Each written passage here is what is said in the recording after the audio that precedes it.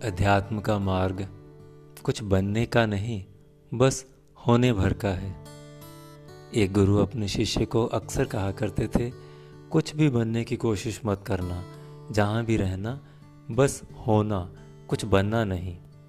एक दिन गुरु शिष्य के साथ कहीं जा रहे थे। गुरु आगे आगे और शिष्य पीछे पीछे।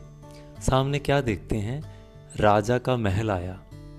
गुरु महल के भीतर चले गए। शिष्य भी उनके साथ भीतर जाने लगा तो द्वार पर खड़े पहरेदार ने रोक दिया। पूछा, कौन हो तुम? शिष्य ने कहा, देखते नहीं जो गुरु महल के भीतर गए हैं, मैं उन्हीं का शिष्य हूँ, जाने दो मुझे अंदर। पहरेदार ने उसे खूब डंडे लगाए और बाहर निकाल दिया। बोला, ये कोई आश्रम या धर्मशाला नहीं है, ये तो राजा का महल है, महल। शिष्य बेचारा क्या करता, डंडे खाकर बाहर आ गया। उसे बहुत दुख हुआ कि मेरे गुरु तो भीतर चले गए, मैं बाहर ही रह गया।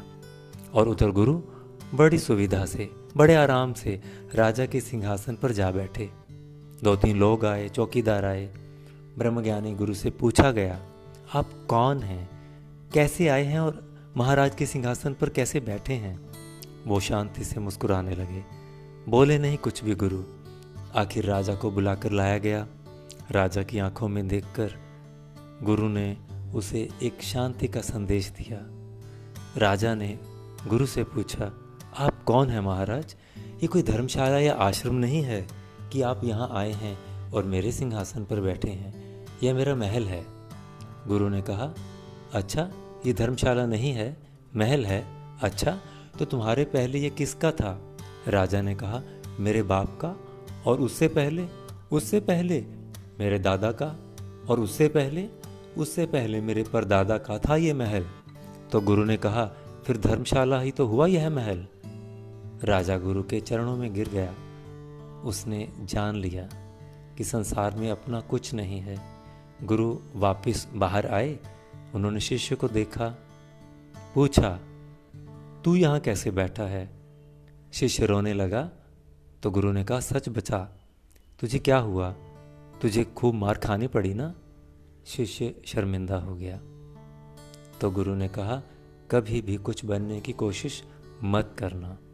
जो कुछ भी बनने की कोशिश करेंगे उन्हें इसी प्रकार से संसार की ठोकरें खानी पड़ेंगी। इसलिए होना अपने आप में काफ़ी है। कम से कम अध्यात्म मार्ग के जिज्ञासु को अपने होने में ही संतुष्ट होना चाहिए।